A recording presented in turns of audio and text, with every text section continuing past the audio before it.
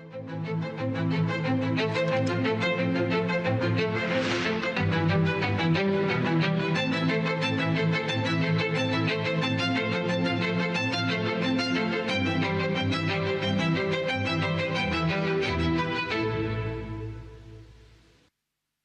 प्यारे देशवासियों, नमस्कार।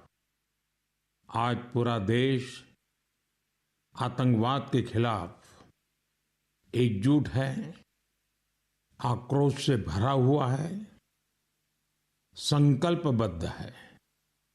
आज हर भारतीय का यही संकल्प है, हमें आतंकवाद को खत्म करना ही है। साथियों, ऑपरेशन सिंदूर के दौरान हमारी सेनाओं ने जो पराक्रम दिखाया है, उसने हर हिंदुस्तानी का सिर ऊंचा कर दिया है।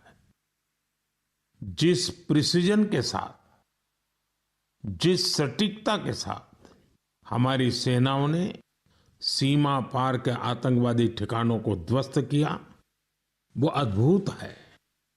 ऑपरेशन सिंदूर ने दुनिया भर में आतंक के खिलाफ लड़ाई को नया विश्वास और उत्साह दिया है। साथियों, ऑपरेशन सिंदूर सिर्फ एक सैन्य मिशन नहीं है, ये हमारे संकल्प, साहस और बदलते भारत की तस्वीर है।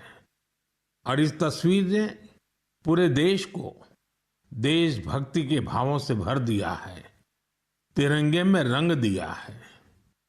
आपने देखा होगा, देश के कई शहरों में, गांवों में, छोटे छोटे कस्बों में तिरंगा यात्राएं निकाली गई। हजारों लोग हाथों में तिरंगा लेकर देश की सेना, उसके प्रति वंदन अभिनंदन करने निकल पड़े। कितने ही शहरों में सिविल डिफेंस वॉलंटियर बनने के लिए बड़ी संख्या में युवा एकजुट हो गए। और हमने देखा, चंडीगढ़ के वीडियो तो काफी वायरल हुए थे। सोशल मीडिया पर कविताएं लिखी जा रही थी, संकल्प गीत गाए जा रहे थे, छोटे छोटे बच्चे पेंटिंग्स बना रहे थे जिनमें बड़े संदेश छुपे थे। मैं अभी 3 दिन पहले बीकानेर गया था। वहां बच्चों ने मुझे ऐसी ही एक पेंटिंग भेंट की थी। ऑपरेशन सिंदूर ने देश के लोगों को इतना प्रभावित किया है कि कई परिवारों ने इसे अपने जीवन का हिस्सा बना लिया है। बिहार के कटिहार में, यूपी के कुशीनगर में और भी कई शहरों में उस दौरान जन्म लेने वाले बच्चों का नाम सिंदूर रखा गया है। साथियों, हमारे जवानों ने आतंक के अड्डों को तबाह किया। यह उनका अदम्य साहस था और उसमें शामिल थी भारत में बने हथियारों, उपकरणों और टेक्नोलॉजी की ताकत। उसमें आत्मनिर्भर भारत का संकल्प भी था। हमारे इंजीनियर्स, हमारे तकनीशियन, हर किसी का पसीना इस विजय में शामिल है। इस अभियान के बाद पूरे देश में वोकल फॉर लोकल को लेकर एक नई ऊर्जा दिख रही है। कई बातें मन को छू जाती है। एक माँ बाप ने कहा, अब हम अपने बच्चों के लिए सिर्फ भारत में बने खिलौने ही लेंगे। देशभक्ति की शुरुआत बचपन से होगी। कुछ परिवारों ने शपथ ली है, हम अपनी अगली छुट्टियां देश के किसी खूबसूरत जगह में ही बिताएंगे। कई युवाओं ने मेड इन इंडिया का संकल्प लिया है, वो देश में ही शादी करेंगे। किसी ने ये भी कहा है, अब जो भी गिफ्ट देंगे वह किसी भारतीय शिल्पकार के हाथों से बना होगा। साथियों, यही तो है भारत की असली ताकत, जन मन का जुड़ाव, जन भागीदारी। मैं आप सबसे भी आग्रह करता हूं, आइए इस अवसर पर एक संकल्प लें। हम अपने जीवन में जहां भी संभव हो देश में बनी चीजों को प्राथमिकता देंगे। यह सिर्फ आर्थिक आत्मनिर्भरता की बात नहीं है, यह राष्ट्र के निर्माण में भागीदारी का भाव है। हमारा एक कदम भारत की प्रगति में बहुत बड़ा योगदान बन सकता है। साथियों, बस से कहीं आना जाना कितनी सामान्य बात है, लेकिन मैं आपको एक ऐसे गांव के बारे में बताना चाहता हूं जहां पहली बार एक बस पहुंची। इस दिन का वहां के लोग वर्षों से इंतजार कर रहे थे और जब गांव में पहली बार बस पहुंची तो लोगों ने ढोल नगाड़े बजाकर उसका स्वागत किया। बस को देखकर लोगों की खुशी का ठिकाना नहीं था। गांव में पक्की सड़क थी, लोगों को जरूरत थी, लेकिन पहले कभी यहां बस नहीं चल पाई थी। क्यों? क्योंकि ये गांव माओवादी हिंसा से प्रभावित था। यह जगह है महाराष्ट्र के गढ़चिरौली जिले में और इस गांव का नाम है काटेजरी। काटेजरी में आए इस परिवर्तन को आसपास के पूरे क्षेत्र में महसूस किया जा रहा है। अब यहां हालात तेजी से सामान्य हो रहे हैं। माओवाद के खिलाफ सामूहिक लड़ाई से अब ऐसे क्षेत्रों तक भी बुनियादी सुविधाएं पहुंचने लगी हैं। गांव के लोगों का कहना है कि बस के आने से उन लोगों का जीवन बहुत आसान हो जाएगा। साथियों, मन की बात में हम छत्तीसगढ़ में हुए बस्तर ओलंपिक और माओवाद प्रभावित क्षेत्रों में साइंस लैब पर चर्चा कर चुके हैं। यहाँ के बच्चों में साइंस का पैशन है, वो स्पोर्ट्स में भी कमाल कर रहे हैं। ऐसे प्रयासों से पता चलता है कि इन इलाकों में रहने वाले लोग कितने साहसी होते हैं। इन लोगों ने तमाम चुनौतियों के बीच अपने जीवन को बेहतर बनाने की राह चुनी है। मुझे यह जानकर भी बहुत खुशी हुई कि 10वीं और 12वीं की परीक्षाओं में दंतेवाड़ा जिले के नतीजे बहुत शानदार रहे हैं। करीब 95% रिजल्ट के साथ ये जिला 10वीं के नतीजों में टॉप पर रहा। वहीं 12वीं की परीक्षा में इस जिले ने छत्तीसगढ़ में छठा स्थान हासिल किया। सोचिए, जिस दंतेवाड़ा में कभी माओवाद चरम पर था, वहां आज शिक्षा का परचम लहरा रहा है। ऐसे बदलाव हम सभी को गर्व से भर देते हैं। मेरे प्यारे देशवासियों, अब मैं लायंस, शेरों से जुड़ी एक बड़ी अच्छी खबर आपको बताना चाहता हूं। पिछले केवल 5 वर्षों में गुजरात के गीर में शेरों की आबादी 674 से बढ़कर 891 हो गई है। 674 से 891। लायन सेंसस के बाद सामने आई शेरों की ये संख्या बहुत उत्साहित करने वाली है।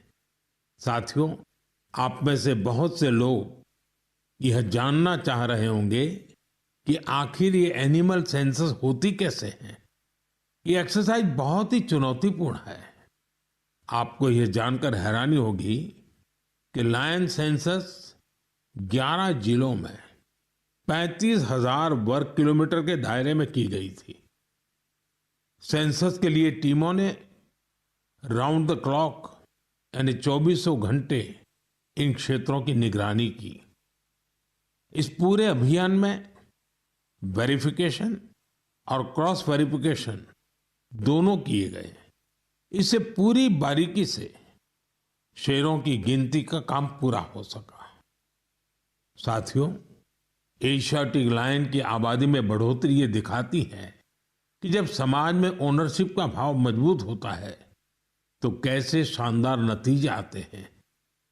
कुछ दशक पहले गिर में हालात बहुत चैलेंजिंग थे, लेकिन वहां के लोगों ने मिलकर बदलाव लाने का बीड़ा उठाया। वहां लेटेस्ट टेक्नोलॉजी के साथ ही ग्लोबल बेस्ट प्रैक्टिसेस को भी अपनाया गया।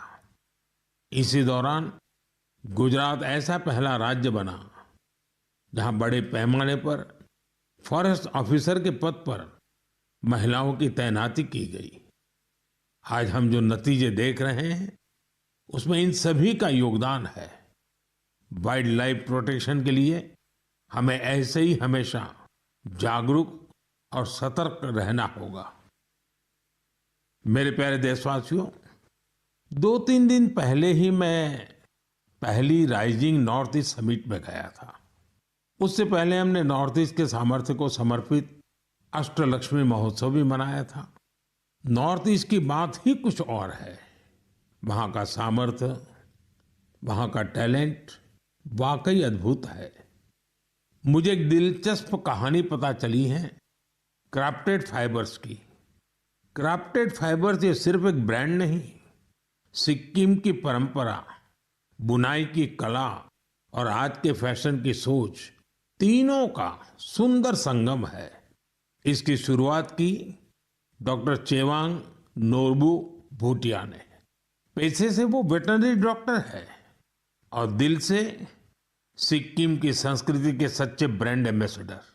उन्होंने सोचा क्यों न बुनाई को एक नया आयाम दिया जाए और इसी सोच से जन्म हुआ क्राफ्टेड फाइबर का। उन्होंने पारंपरिक बुनाई को मॉडर्न फैशन से जोड़ा और इसे बनाया एक सोशल एंटरप्राइज। अब उनके यहाँ केवल कपड़े नहीं बनते, उनके यहाँ जिंदगियां बुनी जाती है। वे लोकल लोगों को स्किल ट्रेनिंग देते हैं, उन्हें आत्मनिर्भर बनाते हैं। गांवों के बुनकर, पशुपालक और सेल्फ हेल्प ग्रुप, इन सबको जोड़कर डॉक्टर भूटिया ने रोजगार के नए रास्ते बनाए हैं। आज स्थानीय महिलाएं और कारीगर अपने हुनर से अच्छी कमाई कर रहे हैं। क्राफ्टेड फाइबर्स के शॉल, स्टॉल, दस्ताने, मोजे सब लोकल हैंडलूम से बने होते हैं। इसमें जो ऊन का इस्तेमाल होता है वो सिक्किम के खरगोशों और भेड़ों से आता है। रंग भी पूरी तरह प्राकृतिक होते हैं, कोई केमिकल नहीं, सिर्फ प्रकृति की रंगत। डॉक्टर भूटिया ने सिक्किम की पारंपरिक बुनाई और संस्कृति को एक नई पहचान दी है।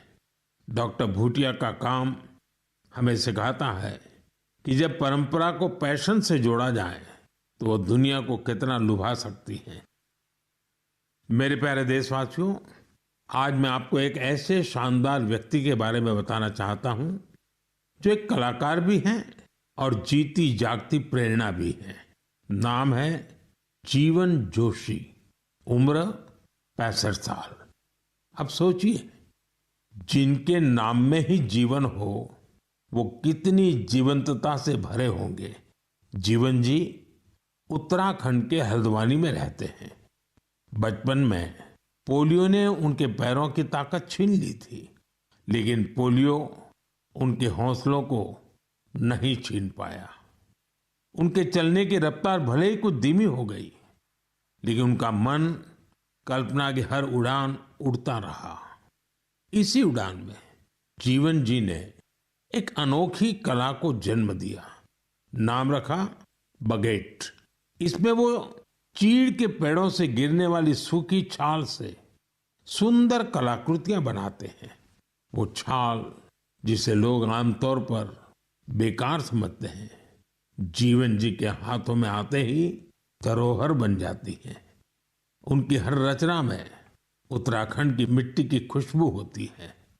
कभी पहाड़ों के लोक वाद्य यंत्र, तो कभी लगता है जैसे पहाड़ों की आत्मा उस लकड़ी में समा गई हो। जीवन जी का काम सिर्फ कला नहीं, एक साधना है। उन्होंने इस कला में अपना पूरा जीवन समर्पित कर दिया है। जीवन जोशी जैसे कलाकार हमें याद दिलाते हैं कि परिस्थितियां चाहे जैसी भी हो, अगर इरादा मजबूत हो तो नामुमकिन कुछ नहीं। उनका नाम जीवन है और उन्होंने सच में दिखा दिया कि जीवन जीना क्या होता है। मेरे प्यारे देशवासियों, आज कई ऐसी महिलाएं हैं जो खेतों के साथ ही अब आसमान की ऊंचाइयों पर काम कर रही हैं। जी हाँ, आपने सही सुना। अब गांव की महिलाएं ड्रोन दीदी बनकर ड्रोन उड़ा रही हैं और उससे खेती में नई क्रांति ला रही है। साथियों, तेलंगाना के संगारेड्डी जिले में कुछ समय पहले तक जिन महिलाओं को दूसरों पर निर्भर रहना पड़ता था, आज वही महिलाएं ड्रोन से 50 एकड़ जमीन पर दवा के छिड़काव का काम पूरा कर रही है। सुबह 3 घंटे, शाम 2 घंटे और काम निपट गया। धूप की तपन नहीं, जहर जैसे केमिकल्स का खतरा नहीं। साथियों, गांव वालों ने भी इस परिवर्तन को दिल से स्वीकार किया है। अब ये महिलाएं ड्रोन ऑपरेटर नहीं, स्काई वॉरियर्स के नाम से जानी जाती है। ये महिलाएं हमें बता रही हैं, बदलाव तब आता है जब तकनीक और संकल्प एक साथ चलते हैं। मेरे प्यारे देशवासियों, अंतर्राष्ट्रीय योग दिवस में अब 1 महीने से भी कम समय बचा है। ये अवसर याद दिलाता है कि अगर आप अब भी योग से दूर हैं तो अब योग से जुड़े। योग आपका जीवन जीने का तरीका बदल देगा। साथियों, 21 जून 2015 में योग दिवस की शुरुआत के बाद से ही इसका आकर्षण लगातार बढ़ रहा है। इस बार भी योग दिवस को लेकर दुनिया भर में लोगों का जोश और उत्साह नजर आ रहा है। अलग अलग संस्थान अपनी तैयारियां साझा कर रहे हैं। बीते वर्षों की तस्वीरों ने बहुत प्रेरित किया है। हमने देखा है अलग अलग देशों में किसी साल लोगों ने योग चेन बनाई, योग रिंग बनाई। ऐसी बहुत ही तस्वीरें हैं जहां एक साथ 4 जनरेशन मिलकर योग कर रही हैं। बहुत से लोगों ने अपने शहर की आइकॉनिक प्लेसेस को योग के लिए चुना। आप भी इस बार कुछ इंटरेस्टिंग तरीके से योग दिवस मनाने के बारे में सोच सकते हैं। साथियों, आंध्र प्रदेश की सरकार ने योग आंध्र अभियान शुरू किया है। इसका उद्देश्य पूरे राज्य में योग संस्कृति को विकसित करना है। इस अभियान के तहत योग करने वाले 10 लाख लोगों का एक पूल बनाया जा रहा है। मुझे इस वर्ष विशाखापत्तनम में योग दिवस कार्यक्रम में शामिल होने का अवसर मिलेगा। मुझे जानकर अच्छा लगा कि इस बार भी हमारे युवा साथी देश की विरासत से जुड़ी आइकॉनिक प्लेसेस पर योग करने वाले हैं। कई युवाओं ने नए रिकॉर्ड बनाने और योग चेन का हिस्सा बनने का संकल्प लिया है। हमारे कॉरपोरेट्स भी इसमें पीछे नहीं है। कुछ संस्थानों ने ऑफिस में ही योग अभ्यास के लिए अलग स्थान तय कर दिया है। कुछ स्टार्टअप्स ने अपने ऑफिस योग अवर्स तय कर दिए हैं। ऐसे भी लोग हैं जो गांवों में जाकर योग सिखाने की तैयारी कर रहे हैं। हेल्थ और फिटनेस को लेकर लोगों की ये जागरूकता मुझे बहुत आनंद देती है। साथियों, योग दिवस के साथ साथ आयुर्वेद के क्षेत्र में भी कुछ ऐसा हुआ है जिसके बारे में जानकर आपको बहुत खुशी होगी। कल ही यानी 24 मई को WHO के डायरेक्टर जनरल और मेरे मित्र तुलसी भाई की मौजूदगी में एक MOU साइन किया गया है। इस एग्रीमेंट के साथ ही international classification of health interventions के तहत एक डेडिकेटेड ट्रेडिशनल मेडिसिन मॉड्यूल पर काम शुरू हो गया है। इस पहल से आयुष को पूरी दुनिया में वैज्ञानिक तरीके से अधिक लोगों तक पहुंचाने में मदद मिलेगी। साथियों, आपने स्कूलों में ब्लैक बोर्ड तो देखा होगा, लेकिन अब कुछ स्कूलों में शुगर बोर्ड भी लगाया जा रहा है। ब्लैक बोर्ड नहीं, शुगर बोर्ड। CBSE की इस अनोखी पहल का उद्देश्य है बच्चों को उनके शुगर इंटेक के प्रति जागरूक करना। कितनी चीनी लेनी चाहिए और कितनी चीनी खाई जा रही है, ये जानकर बच्चे खुद से ही हेल्दी विकल्प चुनने लगे हैं। ये एक अनोखा प्रयास है और इसका असर भी बड़ा पॉजिटिव होगा। बचपन से ही स्वस्थ जीवन शैली की आदतें डालने में ये काफी मददगार साबित हो सकता है। कई अभिभावकों ने इसे सराहा है और मेरा मानना है ऐसी पहल दफ्तरों, कैंटीनों और संस्थानों में भी होनी चाहिए। आखिरकार सेहत है तो सब कुछ है। फिट इंडिया ही स्ट्रांग इंडिया की नींव है। मेरे प्यारे देशवासियों, स्वच्छ भारत की बात हो और मन की बात के श्रोता पीछे रहें, ऐसा कैसे हो सकता है भला? मुझे पूरा विश्वास है कि आप सब अपने अपने स्तर पर इस अभियान को मजबूती दे रहे हैं। लेकिन आज मैं आपको एक ऐसी मिसाल के बारे में बताना चाहता हूं जहां स्वच्छता के संकल्प ने पहाड़ जैसी चुनौतियों की भी मात दे दी। आप सोचिए, कोई व्यक्ति बर्फीली पहाड़ियों पर चढ़ाई कर रहा हो, जहां सांस लेना मुश्किल हो, कदम कदम पर जान को खतरा हो, और फिर भी वो व्यक्ति वहां सफाई में जुटा हो। ऐसा ही कुछ किया है हमारी आईटीबीपी की टीमों के सदस्यों ने। ये टीम माउंट मकालू जैसे विश्व की सबसे कठिन चोटी पर चढ़ाई के लिए गई थी। पर साथियों, उन्होंने सिर्फ पर्वतारोहण नहीं किया, उन्होंने अपने लक्ष्य में एक मिशन और जोड़ा, स्वच्छता का। चोटी के पास जो कचरा पड़ा था, उन्होंने उसे हटाने का बीड़ा उठाया। आप कल्पना कीजिए, 150 किलो से ज्यादा नॉन बायोडिग्रेडेबल वेस्ट इस टीम के सदस्य अपने साथ नीचे लाए। इतनी ऊंचाई पर सफाई करना कोई आसान काम नहीं है, लेकिन यह दिखाता है कि जहां संकल्प होता है वहां रास्ते अपने आप बन जाते हैं। साथियों, इसी से जुड़ा एक और जरूरी विषय है पेपर वेस्ट और रिसाइकलिंग। हमारे घरों और दफ्तरों में हर दिन बहुत सारा पेपर वेस्ट निकलता है। शायद हम इसे सामान्य मानते हैं, लेकिन आपको जानकर हैरानी होगी, देश के लैंडफिल वेस्ट का लगभग 1/4 हिस्सा कागज से जुड़ा होता है। आज जरूरत है हर व्यक्ति इस दिशा में जरूर सोचे। मुझे जानकर अच्छा लगा कि भारत के कई स्टार्टअप्स इस सेक्टर में शानदार काम कर रहे हैं। विशाखापत्तनम, गुरुग्राम ऐसे कई शहरों में कई स्टार्टअप पेपर रिसाइकलिंग के इनोवेटिव तरीके अपना रहे हैं। कोई रिसाइकल पेपर से पैकेजिंग बोर्ड बना रहा है, कोई डिजिटल तरीकों से न्यूज़पेपर रिसाइकलिंग को आसान बना रहा है। जालना जैसे शहरों में कुछ स्टार्टअप 100% रिसाइकल्ड मटेरियल से पैकेजिंग रोल और पेपर कोर बना रहे हैं। आप ये भी जानकर प्रेरित होंगे, 1 टन कागज की रिसाइकलिंग से 17 पेड़ कटने से बचते हैं और हजारों लीटर पानी की बचत होती है। अब सोचिए, जब पर्वतारोही इतने कठिन हालत में कचरा वापस ला सकते हैं, तो हमें भी अपने घर या दफ्तर में पेपर को अलग करके रिसाइकलिंग में अपना योगदान जरूर देना चाहिए। जब देश का हर नागरिक ये सोचेगा कि देश के लिए मैं क्या बेहतर कर सकता हूं, तभी मिलकर हम बड़ा परिवर्तन ला सकते हैं। साथियों, बीते दिनों खेलो इंडिया गेम्स की बड़ी धूम रही। खेलो इंडिया के दौरान बिहार के 5 शहरों ने मेजबानी की थी। वहां अलग अलग कैटेगरी के मैच हुए थे।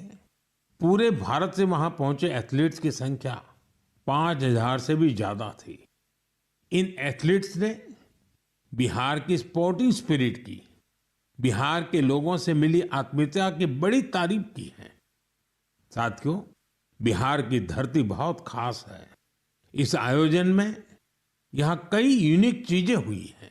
खेलो इंडिया यूथ गेम्स का ये पहला आयोजन था जो ओलंपिक चैनल के जरिए दुनिया भर में पहुंचा। पूरे विश्व के लोगों ने हमारे युवा खिलाड़ियों की प्रतिभा को देखा और सराहा। मैं सभी पदक विजेताओं, विशेषकर टॉप के 3 विनर्स महाराष्ट्र, हरियाणा और राजस्थान को बधाई देता हूं। साथियों, इस बार खेलो इंडिया में कुल 26 रिकॉर्ड बने। वेट लिफ्टिंग स्पर्धाओं में महाराष्ट्र की अस्मिता धोने, ओडिशा के हर्षवर्धन साहू और उत्तर प्रदेश के तुषार चौधरी के शानदार प्रदर्शन ने सबका दिल जीत लिया। वहीं महाराष्ट्र के साईराज परदेशी ने तो 3 रिकॉर्ड बना डाले। एथलेटिक्स में उत्तर प्रदेश के कादिर खान और शेख जिशान और राजस्थान के हंसराज ने शानदार प्रदर्शन किया। इस बार बिहार ने भी 36 मेडल्स अपने नाम किए। साथियों, जो खेलता है वही खिलता है। यंग स्पोर्टिंग टैलेंट के लिए टूर्नामेंट बहुत मायने रखता है। इस तरह के आयोजन भारतीय खेलों के भविष्य को और संवारने वाले हैं। मेरे प्यारे देशवासियों, 20 मई को वर्ल्ड बी डे मनाया गया। यानी एक ऐसा दिन जो हमें याद दिलाता है कि शहद सिर्फ मिठास नहीं, बल्कि सेहत, स्वरोजगार और आत्मनिर्भरता की मिसाल भी है। पिछले 11 वर्षों में मधुमक्खी पालन में भारत में एक स्वीट रिवॉल्यूशन हुआ है।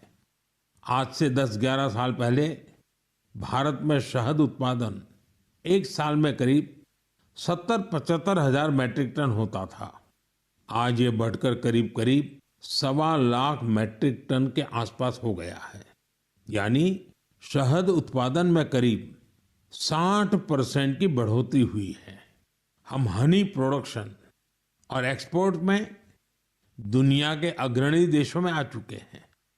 साथियों, इस पॉजिटिव इम्पैक्ट में राष्ट्रीय मधुमक्खी पालन और शहद मिशन की बड़ी भूमिका है। इसके तहत मधुमक्खी पालन से जुड़े हजारों किसानों को ट्रेनिंग दी गई, उपकरण दिए गए और बाजार तक उनकी सीधी पहुंच बनाई गई। साथियों, ये बदलाव सिर्फ आंकड़ों में नहीं दिखता, ये गांव की जमीन पर भी साफ नजर आता है। छत्तीसगढ़ के कोरिया जिले का एक उदाहरण है। यहाँ आदिवासी किसानों ने सोन हनी नाम से एक शुद्ध जैविक शहद ब्रांड बनाया है। आज वह शहद जैम समेत अनेक ऑनलाइन पोर्टल पर बिक रहा है। यानी गांव की मेहनत अब ग्लोबल हो रही है। इसी तरह उत्तर प्रदेश, गुजरात, जम्मू कश्मीर, पश्चिम बंगाल और अरुणाचल प्रदेश में हजारों महिलाएं और युवा अब हनी उद्यमी बन चुके हैं। साथियों, और अब शहद की केवल मात्रा नहीं, उसकी शुद्धता पर भी काम हो रहा है। कुछ स्टार्टअप अब एआई और डिजिटल टेक्नोलॉजी से शहद की गुणवत्ता को प्रमाणित कर रहे हैं। आप अगली बार जब भी शहद खरीदें तो इन हनी उद्यमियों द्वारा बनाए गए शहद को जरूर आजमाएं। कोशिश करें कि किसी लोकल किसान से, किसी महिला उद्यमी से भी शहद खरीदें, क्योंकि उस हर बूंद में स्वाद ही नहीं, भारत की मेहनत और उम्मीदें घुली होती हैं। शहद की ये मिठास आत्मनिर्भर भारत का स्वाद है।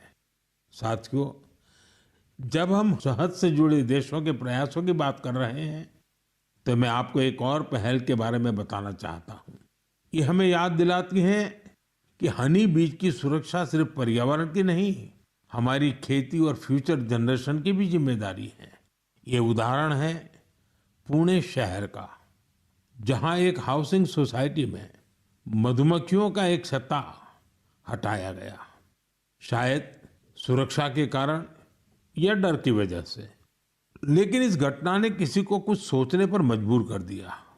अमित नाम के एक युवा ने तय किया कि बीज को हटाना नहीं, उन्हें बचाना चाहिए।